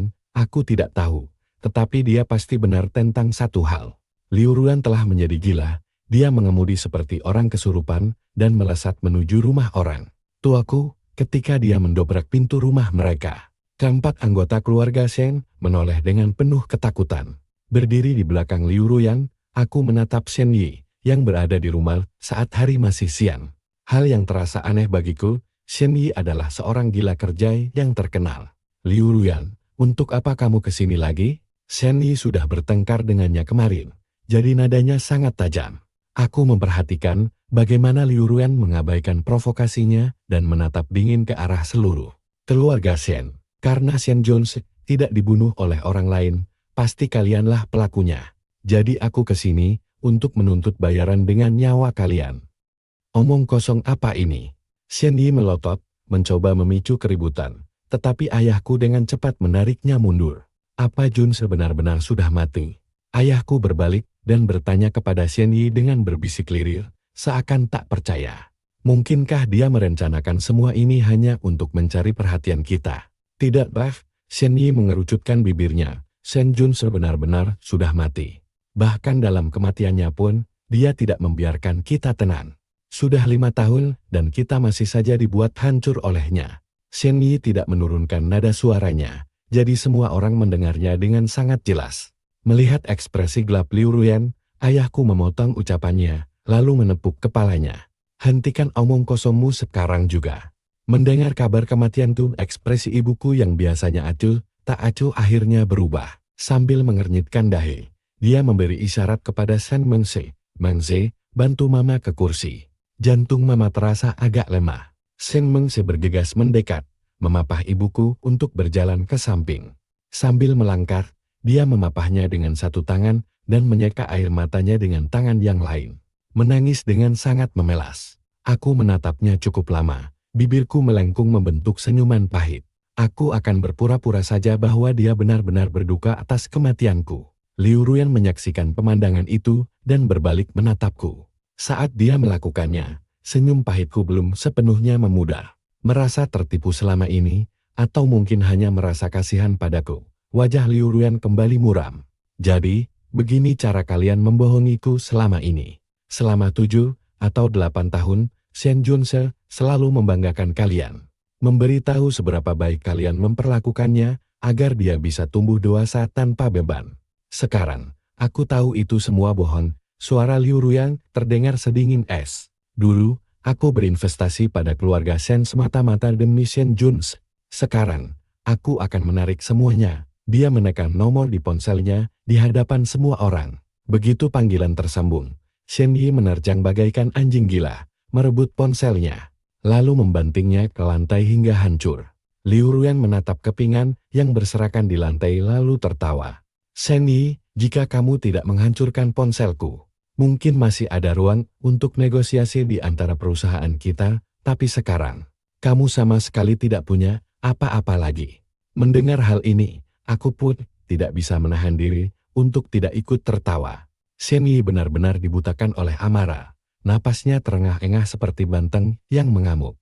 Dia telah kehilangan seluruh akal sehatnya. Kalau tidak, dia pasti sudah menyadari bahwa ini adalah jebakan. Keluarga Shen dan keluarga Liu telah menjadi mitra selama bertahun-tahun hingga bisnis mereka saling terkait sangat erat. Meskipun keluarga Liu mendominasi, memutuskan hubungan sepenuhnya dengan keluarga Shen akan menyebabkan kerugian finansial yang sangat besar, bahkan mungkin bisa menjatuhkan grup Liu dari tahtanya.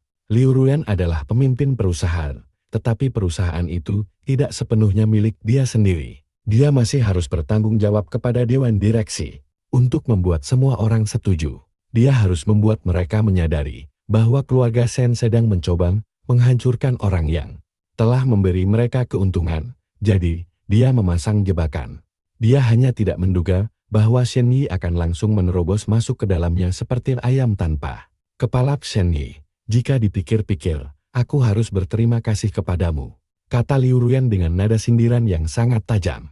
Menyadari apa yang telah dilakukannya, wajah Shen Yi langsung pucat pasi. Dia mengeluarkan ponselnya sendiri, lalu menyorongkannya ke tangan Liu Ruyan. Telepon grup Liu, telepon mereka sekarang juga. Namun, mengapa dia harus menuruti kemauannya? Liu Ruyan, kamu sudah bekerja keras membangun grup Liu. Kamu pasti tidak ingin kehilangan mitra utamamu dalam semalam. Tolong, aku mohon padamu, jangan hancurkan grup Shen. Liu Ruyan menyaksikan dengan dingin saat Shen Yi runtuh dari sikap agresif menjadi lemah. Beralih dari ancaman menjadi memohon dengan putus asa, namun dia tetap tidak bergeming sedikit pun. Shen Yi sangat ketakutan, merasakan tatapan tajam ayahku yang menusuk punggungnya. Dia menggigit bibirnya dan berlutut di hadapan Liu Ruyan. Presiden Liu, aku mohon padamu, jangan tarik investasimu. Melihatnya menjadi seperti ini, Liu Ruyan akhirnya menunduk menatapnya. Tentu, itu mudah saja. Kembalikan saja Shen Junse kepadaku. Saat dia mengatakan ini, senyum tipis muncul di wajahnya. Bagaimana bisa aku mengembalikan Shen Junse kepadamu? Dia sudah mati. Shen Yi terkulai lemas di lantai, berteriak dalam keputusasaan yang mendalam. Tanpa merasa iba sedikit pun, Liu Ruyan mengalihkan pandangannya ke arah ayahku, yang wajahnya kini sudah merah padam. Bahkan dalam situasi seperti ini, ayahku masih mencoba mempertahankan wibawanya. Berdeham dengan batu kecil yang dibuat-buat. Presiden Liu, mengapa harus bertindak se-ekstrem ini? Anda dan Shen Junse sangat dekat. Anda tentu tidak ingin melihat keluarganya hancur, bukan? Mengapa aku harus peduli? Apakah kalian pernah melakukan satu hal baik saja untuknya? Balas Liu Ruyan dengan sengit. Ayahku seketika langsung bungkam 1000 bahasa. Ya, kami tidak pernah membiarkannya kelaparan atau kekurangan pakaian. Dibandingkan anak-anak biasa, dia menjalani kehidupan yang sangat baik, kehidupan yang baik. Maksudmu disiksa secara mental Dengan ayah yang tidak peduli dan ibu yang dingin, dia masuk sekolah asrama sejak sekolah dasar. Berapa banyak uang saku yang kalian berikan kepadanya? Sejak sekolah menengah pertama, Shen Juns harus mencari uang sendiri untuk bertahan hidup. Apakah kamu tidak tahu? Bagaimana mungkin? Ayahku tergagap. Aku selalu meminta asistenku mengirimkan uang sakunya tepat waktu. Kalian semua hanya bicara omong kosong. Uang saku anak kandungmu sendiri malah dikantongi oleh ibunya dan kamu bahkan tidak mengetahuinya. Aku menarik semua dana dari grup Shen sekarang. Dan anggap saja itu sebagai bayaran kalian kepadanya. Sebelum suara Liu Ruyan memudar sepenuhnya, ayahku bergegas menghampiri ibuku. Mencengkeram kerah bajunya, lalu menyentaknya hingga berdiri. Kamu menghentikan uang saku Shen Junsi saat sekolah menengah atas, mengapa kamu tidak memberitahu aku? Ibuku, yang selalu dimanjakan oleh ayahku, langsung panik luar biasa. Dia anak pembangkang dan tidak mau pulang ke rumah. Dia bergaul dengan anak-anak nakal. Aku memotong uang sakunya hanya untuk memaksanya pulang. Air matanya mulai mengalir. Mengalir deras saat dia sesenggukan. Aku tidak ingin membuatmu khawatir tentang dia. Jadi apa salahnya jika aku yang mengaturnya? Dia sendiri yang bersikeras melawan kita dan menolak untuk tunduk. Belakangan aku lupa, dan dia juga tidak pernah meminta uang kepadaku. Apa itu salahku? Aku memutar bola mataku melihat ibuku yang terus membuat alasan. Sikap pilih kasih mereka tidak lagi menyakitiku. Sekarang, aku hanya berpikir bahwa mereka itu bodoh. Dulu saat sekolah menengah pertama, asisten lupa mengirimkan uang sakuku. Aku tidak bisa menghubungi orang tuaku. Jadi aku mengendap-endap keluar di malam hari untuk bekerja di kedai makanan malam. Aku sebenarnya merasa beruntung orang tuaku tidak mengirimku ke sekolah asrama swasta seperti yang mereka lakukan pada Shen Yi dan Shen Mengze. Tempat itu terlalu ketat. Namun, aku tidak pernah menyangka bahwa Shen Yi akan memergokiku. Lucunya, dia biasanya tidak akan pernah pergi ke tempat seperti itu. Tetapi dia telah dicuci otak oleh seorang pemuda berandal berambut pirang. Sampai-sampai dia menurunkan gengsinya untuk makan jajanan kaki lima, di sanalah dia melihatku. Karena takut aku akan mengadu kepada orang tua kami. Dia menyerang duluan dengan memberitahu Mama bahwa aku sedang bertingkah liar di luar sana. Mama pun langsung memutus aliran uangku. Setelah itu, setiap kali aku mencoba memintanya kembali, dia hanya mengusirku pergi. Bagaimana mungkin aku bisa memintanya lagi? Bertahun-tahun kemudian, setelah lulus kuliah, bakatku mulai bersinar. Karena takut aku akan menutupi kegemilangan anak emasnya, Shen Yi. Ayah mulai menghujaniku dengan uang tunai untuk dihambur-hamburkan. Untuk membuat mereka kesal, aku menghabiskan semuanya. Hingga menjadi playboy paling terkenal di lingkaran pertemanan kami. Lalu tibalah pernikahan perjodohan dengan Liu Ruyan. Lepaskan, Pak. Lepaskan Mama, Mama kesakitan. Teriakan Shen Mengzi menyentakkanku kembali ke dunia nyata. Aku kembali memfokuskan pandanganku pada kekacauan luar biasa yang sedang terjadi di hadapanku. Dengan mata memerah, dia menyentak lengan ayahku. Mencoba membebaskan ibuku yang sedang menangis terisak. Kenapa kamu teriak-teriak? Ini bukan urusanmu. Dibandingkan dengan anak bungsunya yang selalu dimanjakan, ayah jauh lebih peduli pada bisnis keluarga. Dia mendorong bocah menyebalkan itu ke samping dan terus menekan ibuku. Kamu benar-benar monster, Luo Qilian. Tega-teganya kamu begitu kejam pada anak SMP. Cepat berlutut dan minta maaf pada AHZE. Raut wajah ayah terlihat sangat menyeramkan. Ibu bahkan tidak berani melawan.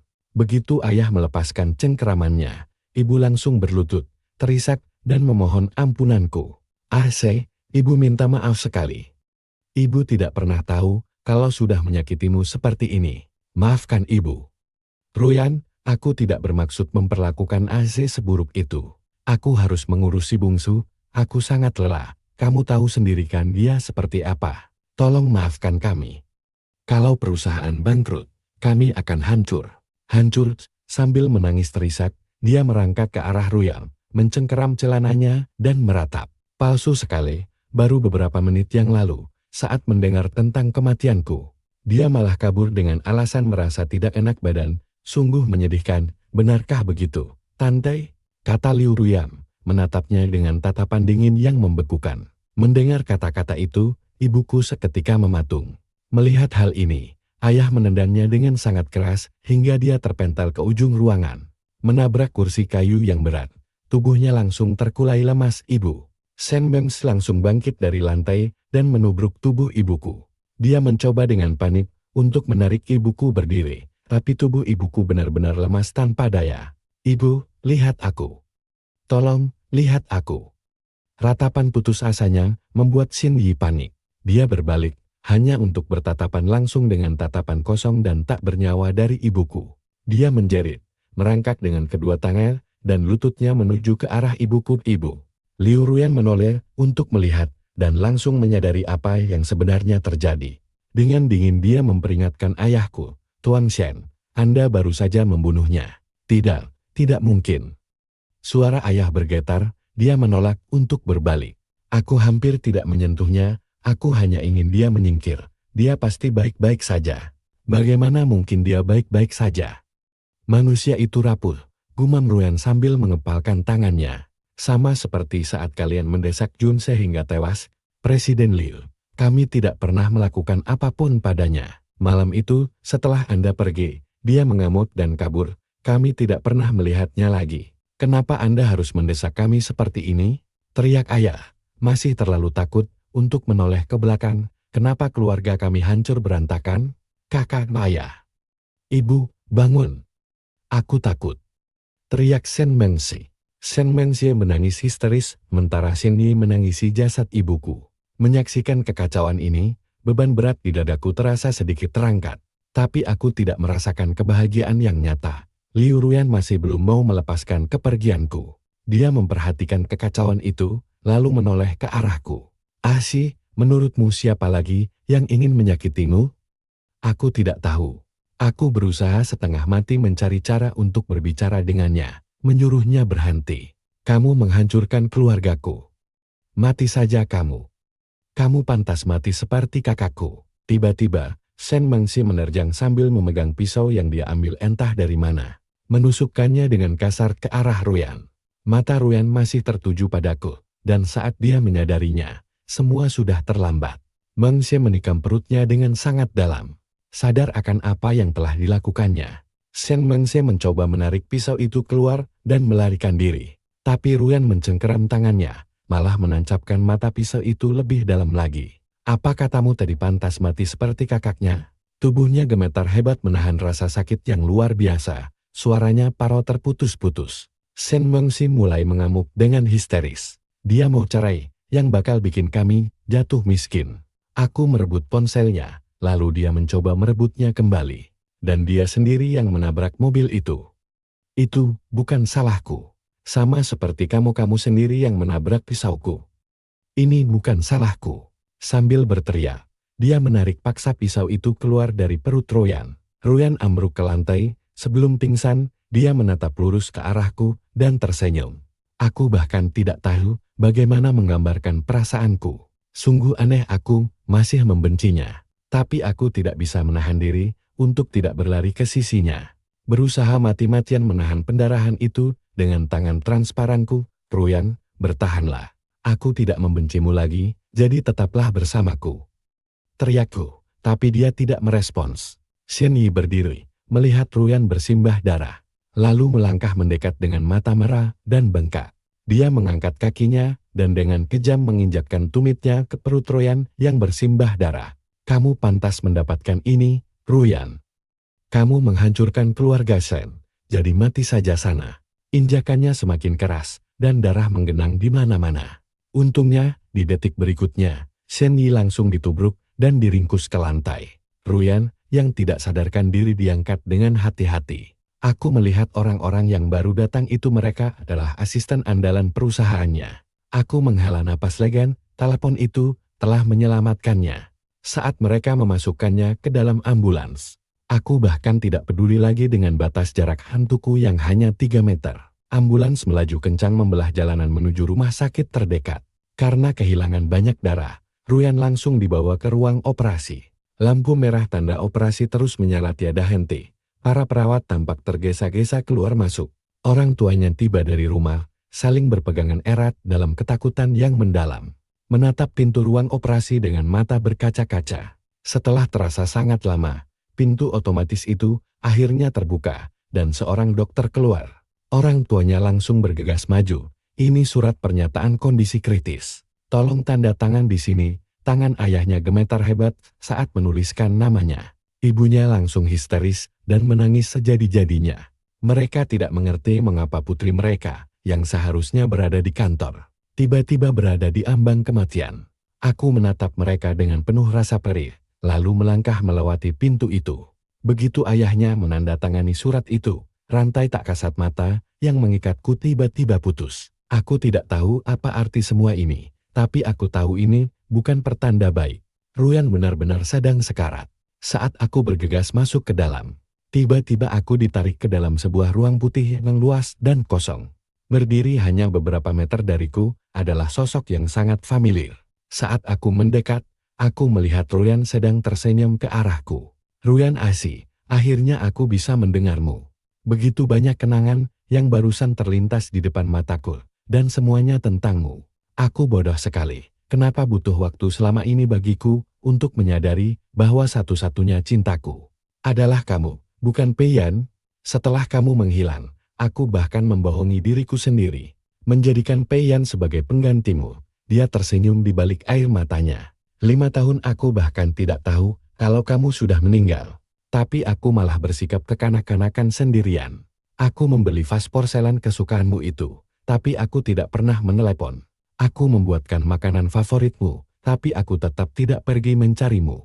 Kamu tahu betapa bahagianya aku saat kamu menelepon. Kupikir akhirnya kamu menginginkanku kembali. Tapi begitu aku sampai di rumah nenek, aku melihat foto pemakamanmu. Dan gadis itu mengaku sebagai istrimu. Aku marah sekali.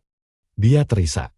Aku berjalan mendekatinya dengan senyap. Ruyan, kematianku bukan salahmu, dan bukan salahmu juga karena tidak mencariku. Lagi pula, gadis itu bukan istriku. Mendengar penjelasanku, Ruyan langsung mendongak. Matanya dipenuhi dengan harapan. Dia hanya siswa miskin yang dibantu oleh nenek yang datang untuk merawatnya. Orang yang membulusku adalah San Mengsi. Jangan dengarkan omong kosong Pei-yan tentang kamu yang menyebabkan kematianku. Itu tidak ada gunanya. Kamu mungkin tidak pernah menerima pesan teks dariku 5 tahun lalu. Jadi aku akan mengatakannya lagi kepadamu, Ruyan, mari kita bercerai. Aku menatapnya, menjelaskan semuanya dengan tenang. Matanya, yang sempat berbinar, seketika meredup begitu mendengar kata-kata terakhirku. Seng Junsi, aku benar-benar sedang sekarat. Dan kamu masih tega mengucapkan kata-kata menyakitkan seperti itu? Aku menggelengkan kepalaku. Kamu tidak boleh mati. Aku tidak ingin bersamamu lagi, tapi kamu berutang padaku. Kamu harus hidup dan menebus kesalahanmu. Dan merawat nenek di sisa hidupnya. Mengerti? Saat mengatakan ini, aku merasakan tubuhku mulai memudar, menjadi transparan. Aku tersenyum lemah. Aku benar-benar bodoh, bertahan di dunia ini selama 5 tahun hanya karena obsesi ini. Ruyan, berjanjilah padaku. Ruyan juga melihatku mulai menghilang. Dengan panik, dia mengangguk. Aku berjanji. Aku akan hidup dan menebus semua utangku padamu. Aku akan merawat nenek. Tolong jangan menghilang. Tetaplah di sisiku, ya. Tolong, Shen Junse. Aku tidak bisa menjawabnya lagi. Tubuhku benar-benar sirna sepenuhnya. Untungnya, di detik-detik terakhir, aku sudah menjelaskan semuanya kepada Ruyan. Dan masa depan nenek kini sudah terjamin. Aku memiliki satu keinginan terakhir yang tidak kukatakan padanya. Yaitu, aku berharap kita tidak akan pernah bertemu lagi di kehidupan selanjutnya.